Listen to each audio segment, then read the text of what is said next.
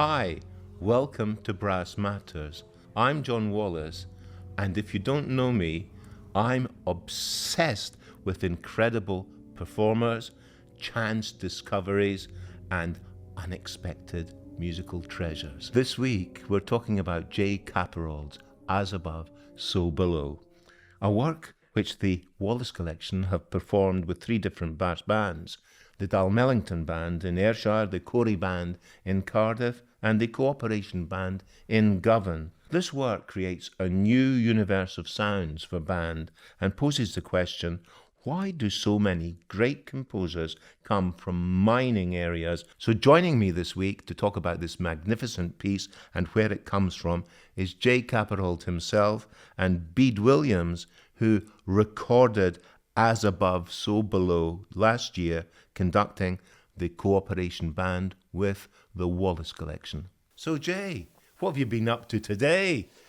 Today has been a bit of a busy day. We've always got an early start on a day like this, which is workshops out in Craigmillar, which is a residency that the Scottish Chamber Orchestra has. They've been out there now for the last 4 years or so, and we've got 1 year left of that residency. But I run an art and music programme called Seen and Heard, where we got all the participants creating artworks, and we then respond musically to the artworks that they create, and also slightly sort of vice versa as well. We create some music and then respond artistically to that. We've got some amazing SCO musicians, Sue Lee and Jamie Kenny, who come out and help us facilitate that musical experience for everyone. So it's great fun, but it's always a slightly exhausting experience because you've got to make sure everyone's involved and engaged and having fun.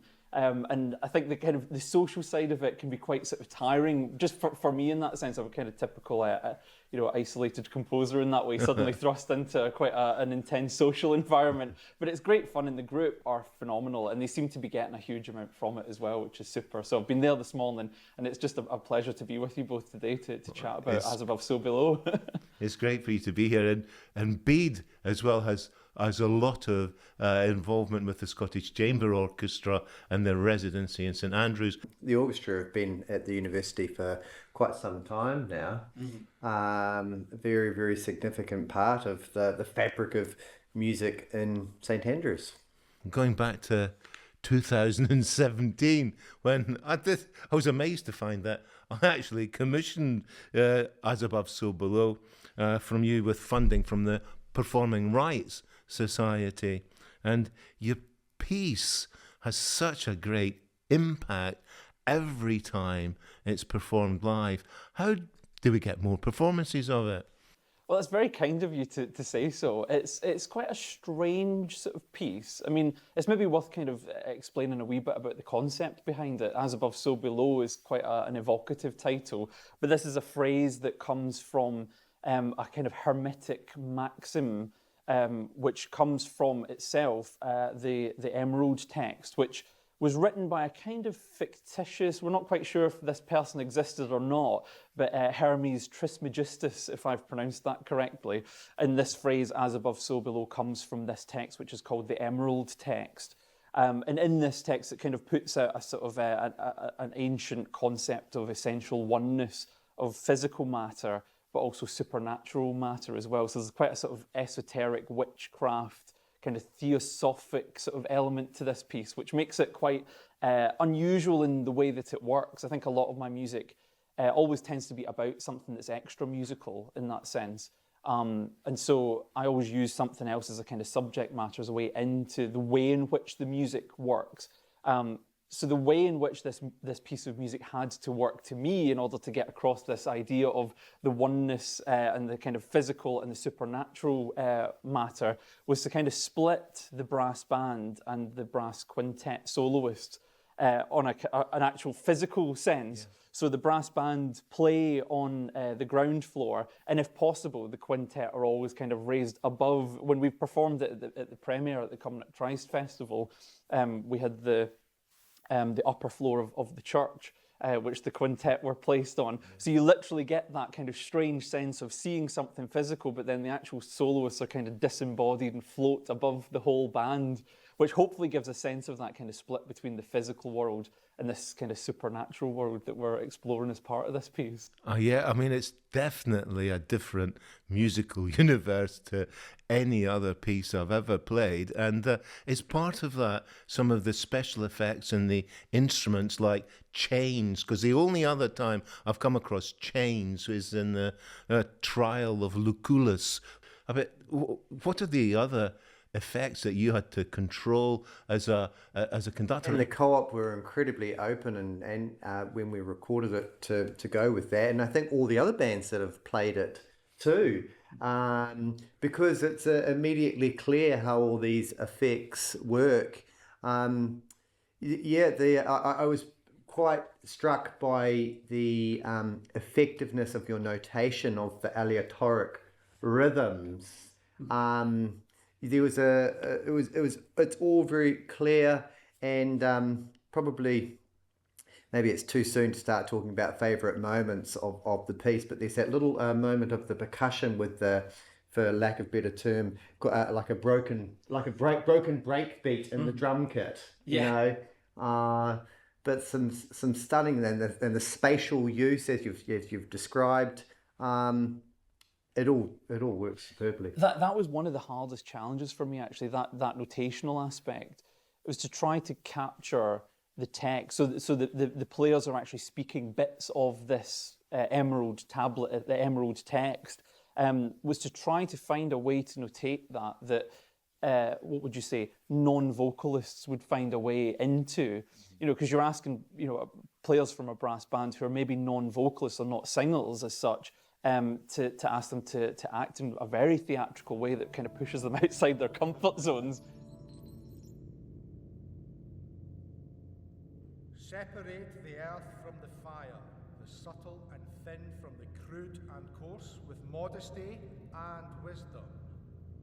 Separate the earth from the fire, the subtle and thin from the crude and coarse, with modesty and wisdom.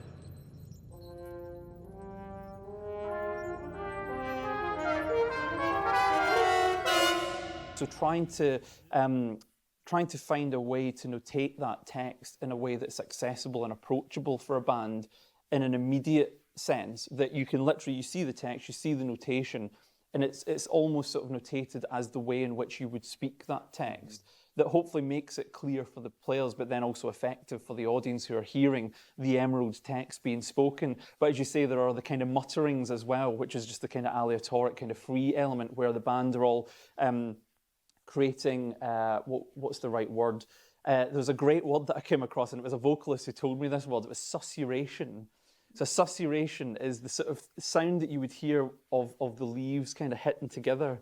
And I really like that for vocal music, and also kind of using the voice within my music, which is to create one phrase from, for example, the Emerald Tablet, but to get everyone to speak it in their own time. So you get the susurration of all the voices kind of hitting off of each other as they all speak it at different points in time.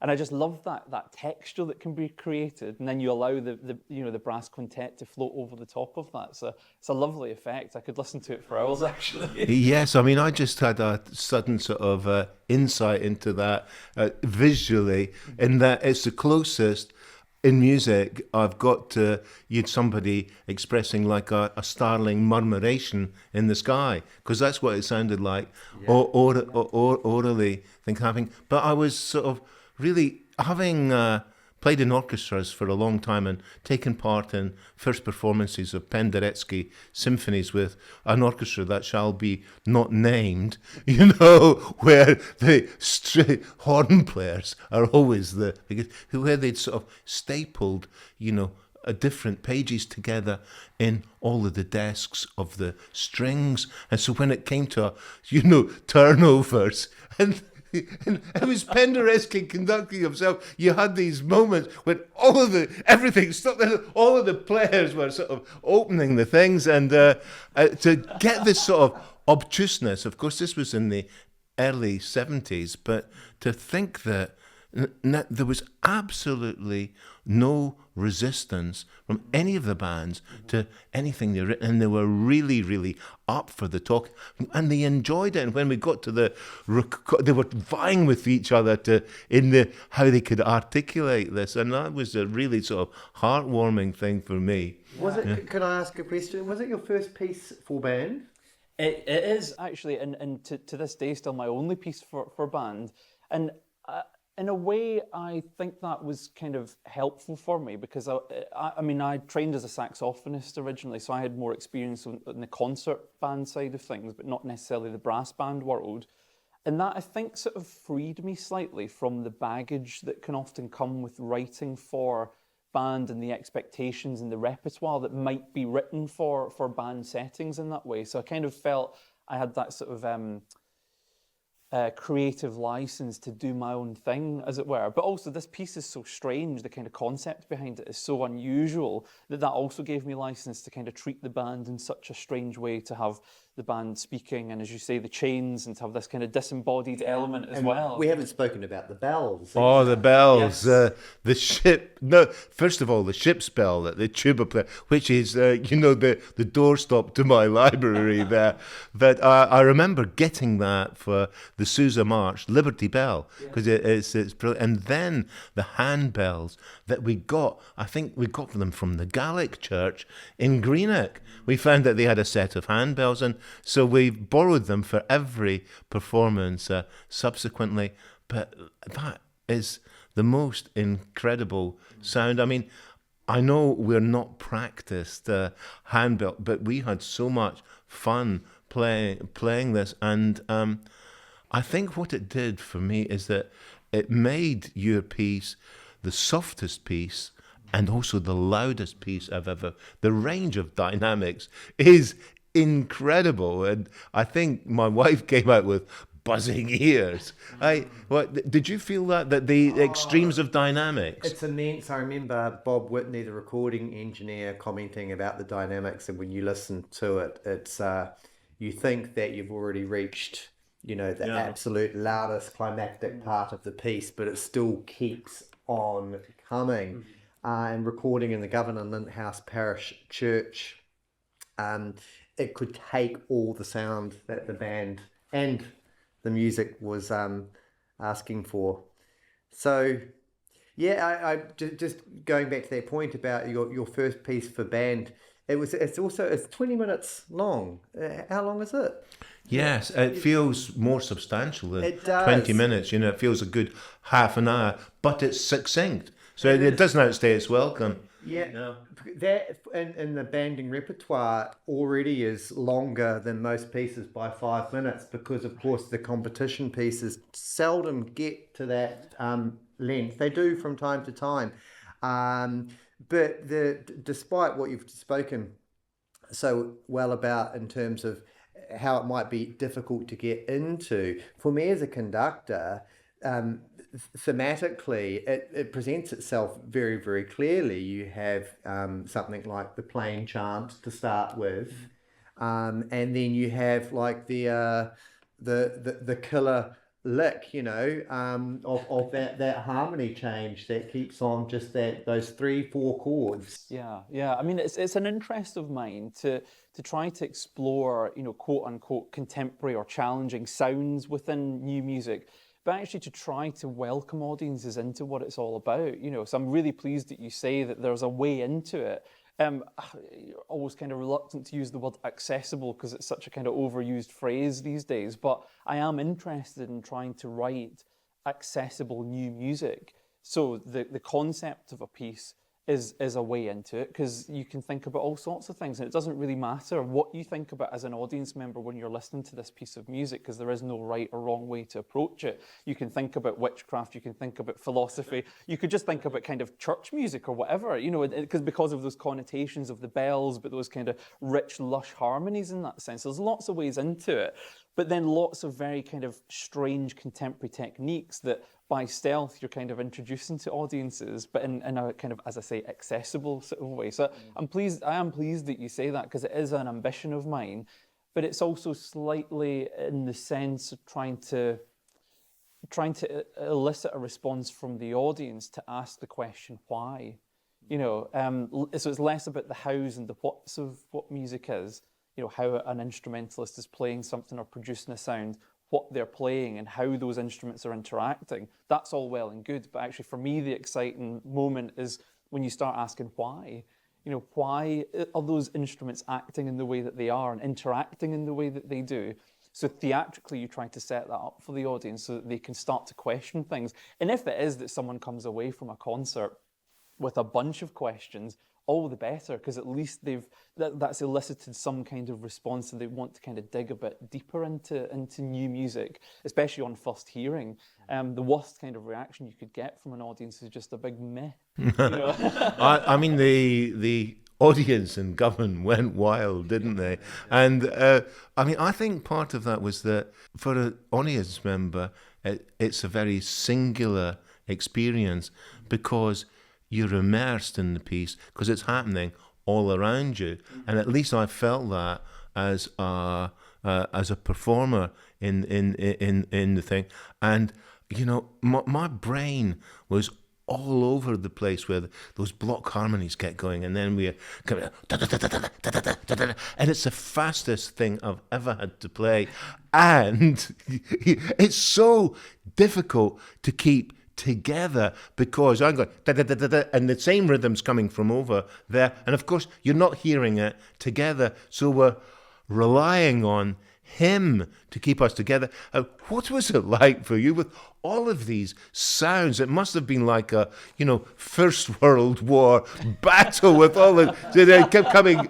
How did you keep us together?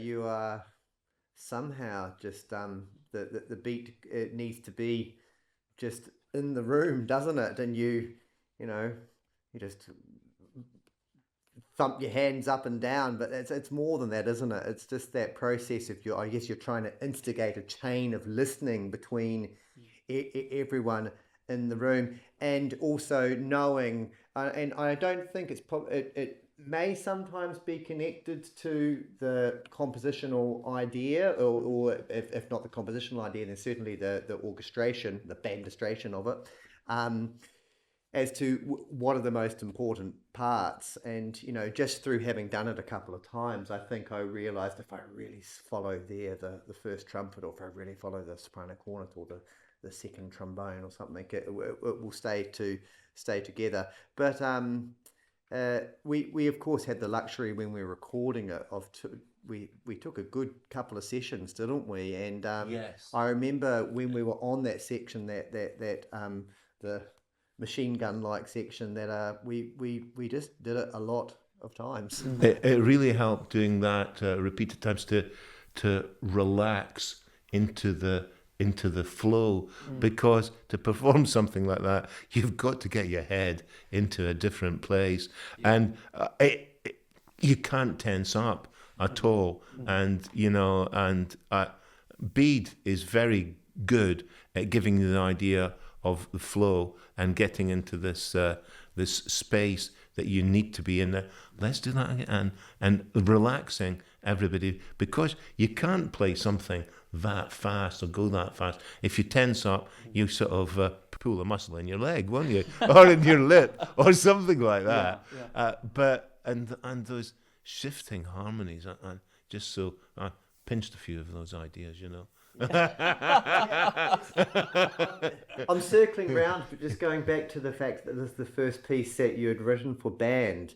It could have been your fifth or 50th, in as so far as that you really understood perfectly well how all the instruments function. You know, the subtle differences between the baritone, horn, you know, Rothavara Ratavara called that a beast of a thing when he had to first write for the baritone horn, and how powerful the sounds of two euphoniums are, and that the trombones, if you get them to play, a block triad fortissimo, they can cut right across the whole band. Did you listen to many other pieces?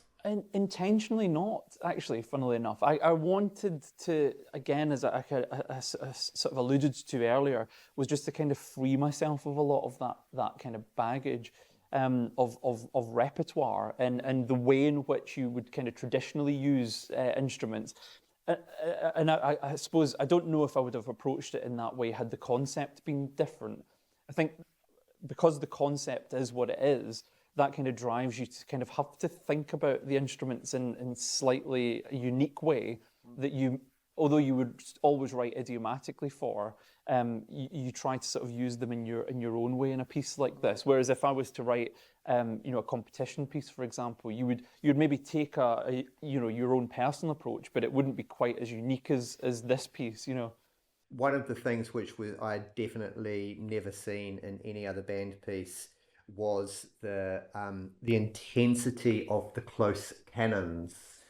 It's very common for band pieces to have 20, 22 parts, but the canons at a beat, or sometimes a quaver or a triplet quaver, and the amount of times just that you have to encourage people, say no, you're just slightly later, and then they get it, and because, as I always say, that the sound picture is clear, that you can see through the oral haze and see, no, it's meant to be like this. Yeah, I mean, conceptually, the idea behind that is that you literally have one melodic line, and all the other lines are kind of following it or sort of slightly around it in some way, in the sense that there is this one physical element, but that all the kind of spiritual, kind of elements are circling around it. So you get that kind of strange effect, almost like the kind of tradition of Gaelic psalm singing, where you have the precentor who will, enunciate the line and the congregation follow, but they kind of do their own thing and they embellish the melody and they sort of improvise around it in some sort of sense. Is the posh word for that heterophony? Yes. Is it? Yeah, yeah.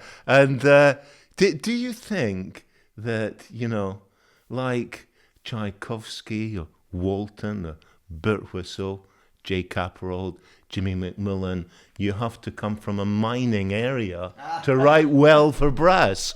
I don't know, maybe there's something in the coal. I don't know. Something in the strength of working in industry or something like that, and the muscularity of it. Yeah. I mean, for me personally, I don't remember listening or being exposed to an awful lot of kind of the colliery bands, the mining bands, as they would have existed. And I mean, I was born in 89. So my childhood memories, kind of earliest memories, would be sort of 95 kind of onwards in that way, in terms of musical experiences. And I don't recall listening to lots of bands growing up, I must admit. That fortunately through festivals like the Covenant Christ is being remedied, which is great because we're able to expose that rich history of music to the younger generation in schools coming through, which is wonderful.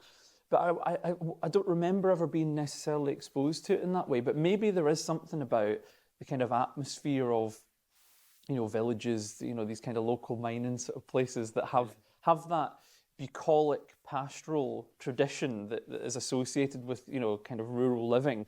But then the industrial aspect of, I grew up and there was loads of quarries around and, the coal lorries driving through the villages and stuff. Maybe there's something within that thinking of Macmillan and Birtwhistle's music particularly for bands, that it has that pastoral edge, but there's then that kind of hard industrial quality, almost like that's reflective of the kind of Dutch school, Louis Andriessen, in that sort of way, that maybe kind of helps reflect some of that in bands. I'm just trying to think from my perspective, having not grown up listening to lots of brass bands as a youngster, where that maybe comes from. So I'm kind of just talking off the top of my head and surmising, but I don't know. No, but maybe that's why your brass band music is different, and it's very refreshing. Absolutely. in that way. Yeah, the piece definitely needs to have more performances, and I hope that this recording is going to help with that. But it has had quite a fair few already, because it was premiered with Grabbins and the Dunmellington Band. That was at the Cumnock Trice Festival. And then we did it I conducted with Kingdon Brass in the Younger Hall. That's right, in St Andrews. And then Corey did it. Yeah, that's right. And co-op band, of course, at the Govan Linthouse Parish Church, which is, I think for me, that was, well, perhaps it's because it's one of the more recent performances, but it was standout for quite an unusual way. And some of the audience members commented on this. The piece, as you mentioned before, is so loud at times, and it's so full on. And I don't know whether it was the kind of the shaking of the handbells or the kind of low bass drums, whatever it was. Dust started to fall from the ceiling. It was literally shaking the rafters of the whole building, which was Demolition Man. which was incredible to see. But I think for me, always the premiere is a standout moment, because it's the first time you see your baby come to life in that way, and you hear it for the first time and you experience an audience's reaction to it for the first time. And I'm always sort of, I think as a composer, I'm there in the notes, in terms of what is happening on stage, but I'm also kind of hyper aware of the energy in the audience around. You're always kind of listening out for kind of shuffling, bums on seats and all the rest of it if people are getting restless. And it was one of the few times where it was just, I think, captivated. The audience just were listening out for all the different gambit of sounds and effects and the kind of spatial element as well. I think that the premiere itself in Cumnock, I think, was really, really special for me, because it was just a moment of kind of hush with the audience. Even though it's quite a brash sort of piece, I think what you find is that when you have those huge loud elements and then suddenly it drops to absolute nothing, that's sometimes where it kind of reveals the restlessness of an audience. But actually when it dropped to those moments, there was kind of just silence. They were just there for the performance, which I thought was really, really special. So it was one of those rare moments where it was just standout for me because of the audience attention. They were so there for everything that was going on stage and above. I see your name everywhere now, like getting with big pieces, which is quite incredible. How was this an important piece for you in terms of where things went to next? Yeah, it really was, because it kind of highlighted to me where you can take an audience thematically, and just how kind of strange and unusual a piece can be conceptually, but to still find ways to welcome them into what is happening on stage and the kind of theatrics of it all. And that really has certainly fed into a lot of my other work.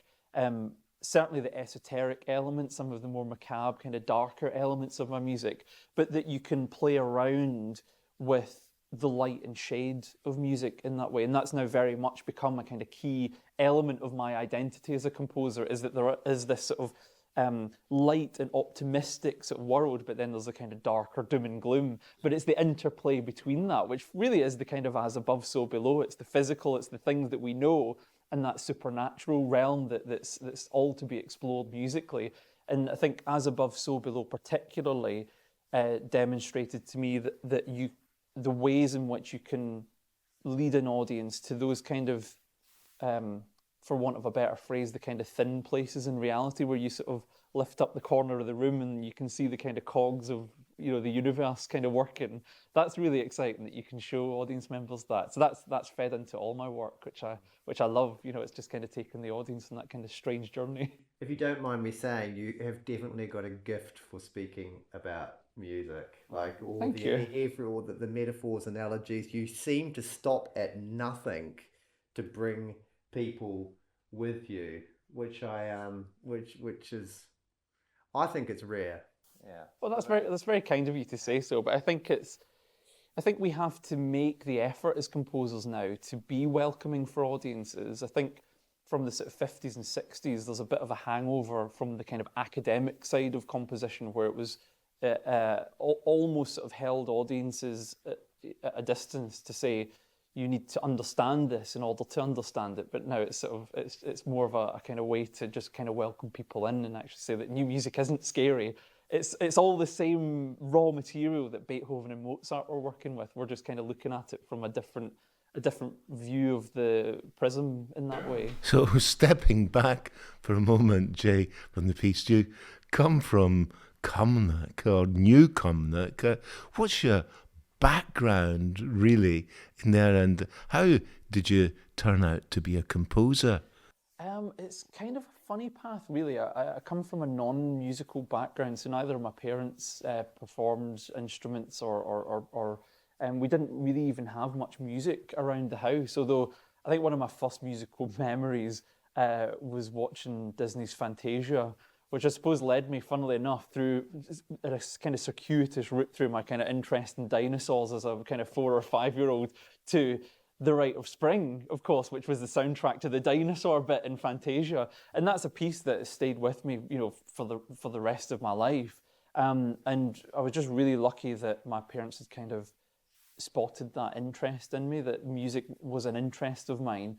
We saved up enough money to buy a piano, a kind of upright piano, which I kind of took lessons in, and my mum started taking lessons alongside me, which I think, for youngsters who are starting out is incredibly important when you have, there's a great importance in peer-to-peer learning, but actually if you've got a parent who's going to try to learn alongside you and starting from scratch, it's such a powerful thing, and they can support you and help you along the way. It's really wonderful. But I really properly, I would say, encountered music when I took part in workshops that the Scottish Chamber Orchestra gave when I was in high school. So I would have been about 14 or 15 by that point in time. And it was three players, two of whom are still in the orchestra, and they came and did workshops with us in Cumnock Academy. It was about how you compose, how you write for certain instruments, and this just completely captured my imagination. I was so enthralled by the whole process, learning what you can do for a trumpet or a bassoon or a flute, which was the combination at the time. And we were taken through this process, and they recorded the compositions that we created at the end of the whole process. And that was it for me. I was just completely hooked on this idea of creative creative practice, musically speaking. And I think that goes beyond just kind of playing music.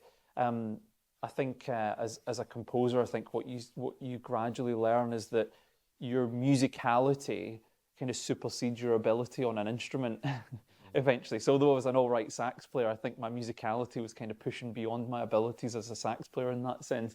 But from that experience with the Scottish Chamber Orchestra, I mean, who would have thought then, 15 years later, I would then be appointed the associate composer with that very orchestra, which for me is just such a pinch me moment.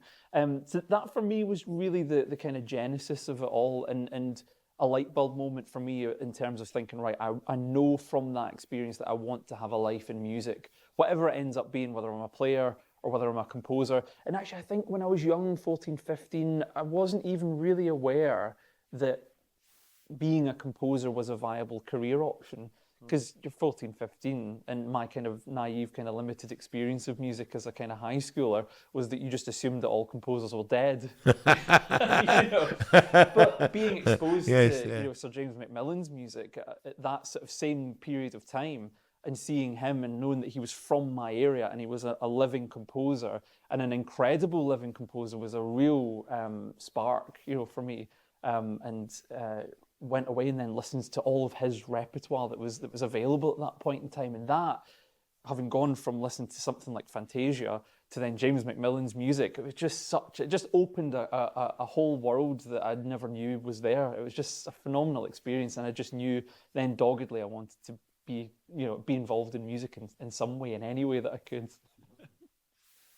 Did you pick up saxophone through the music service? Yes, I did. So I was probably one of the last of that kind of generation to benefit from free instrumental tuition at that time before it was reintroduced. And not really aware at that point in time just how lucky I was, to get the option to try different instruments out. And before I then landed on saxophone, which was then I discovered my instrument, having the kind of luxury to try a clarinet, try a cornet, which I did try at one point.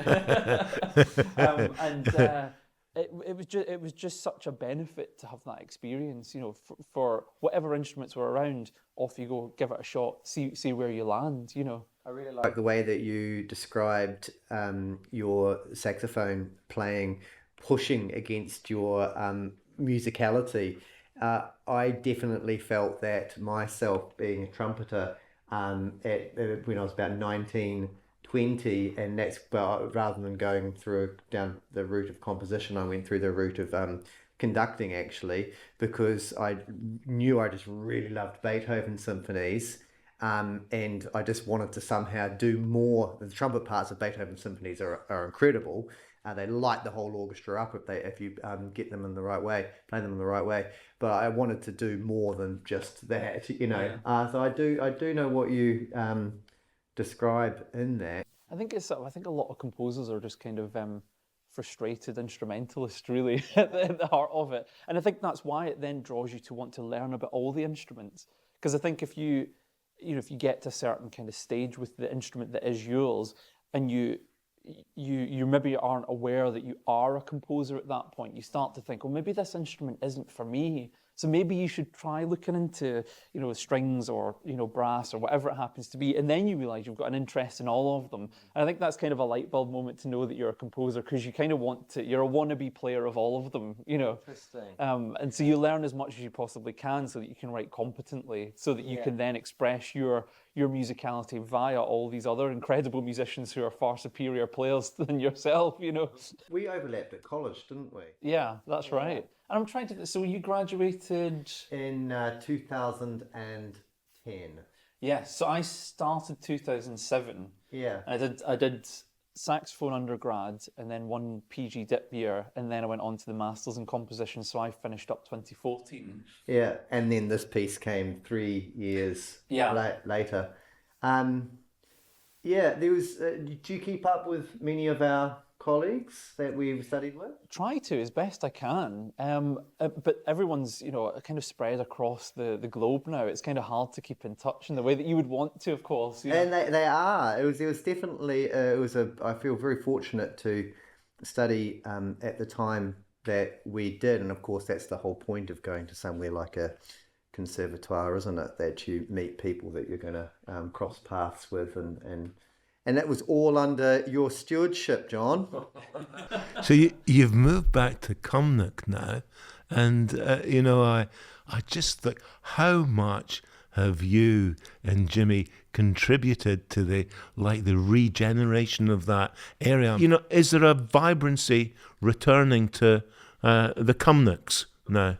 Very much so, and I hope that the community is feeling that, and the feedback that we get is that we're on a track for that. And I think just even speaking as a local of that area, and growing up, as I say, as a teenager, not being very aware of sort of music in that sort of sense, to the point that I am now, where you then see, the likes of Nicola Benedetti walking up Glazennock High Street and Harry Christopher and the 16, in Cumnock and just kind of in your local environment. It really is absolutely astounding. James's achievement with the festival, which has now just celebrated its 10th anniversary, is really quite something to behold. And as you say, is hopefully putting Cumnock on the map. For the betterment of the area, particularly because growing up, you're always told that you're from an area of multiple deprivation and there is crime there and all the rest of it. But part of that generation is the Cumnock Christ Festival, but it's also the jobs that Dumfries House has brought to the area via the King's Foundation and everything that the King has put into the area and regenerating the house, bringing jobs, and also changing changing the landscape so that there are pleasant areas to go where you can take beautiful walks, and it's less the industrial area that it once was, and there's also a huge push at the moment for renewable energy, and there's lots of wind farms being developed and things as well, which is great to see. Yeah. So that's a real hub of activity at the moment, which is incredibly exciting. So for Cumnock, there's a sort of trifecta or even more being directed into the area, which is incredibly exciting to see. So I can certainly say as a local that everything that the Cumnock Christ has contributed towards is wonderful to see. It really is spectacular, but there's more that's all part of that as well, which is great. It's superb.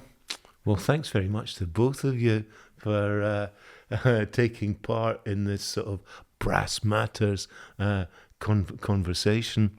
And I think it's just brilliant that Cumnock is sort of experiencing this this renaissance. What are you writing at the moment? What's your next big first performance? It's with the Scottish Chamber Orchestra, and I'm hugely privileged that they've commissioned a new oratorio from me. Wow! For Right. none other than Bede Williams, which I'm incredibly excited about. Storyteller par excellence. Yes, absolutely. Yeah. And so that storytelling element is very much part of this piece. So this will be a piece for baritone solo with the SCO chorus and the SCO orchestra as well. And it's a piece called The Language of Eden. And so this is trying to find a way to tell a new creation myth about the origins of language itself and where that may or may not have come from in the kind of Adamic, the kind of Adamic language that is purported to have developed. But there's even kind of really interesting theories that part of what that language may have been is kind of Scots Gaelic in some sort of way. But who knows?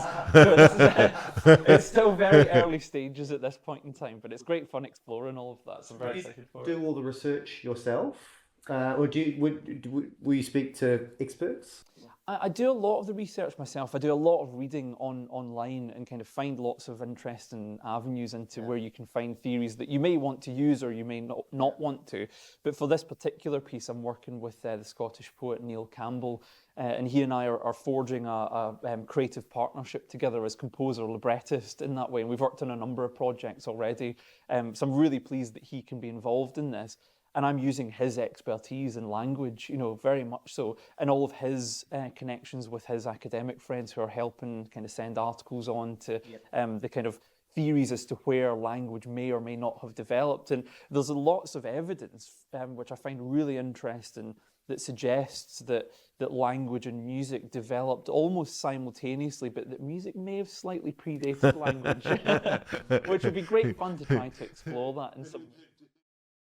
Thanks to Jay Capparauld and Bede Williams for being here with me to talk about As Above, So Below. Thanks for having me, John, again. Yeah, thank you very much for having me. It's just been such a pleasure to chat all this through today. It's wonderful. Thanks to Bede and Jay for coming to talk to me today to prove that brass matters.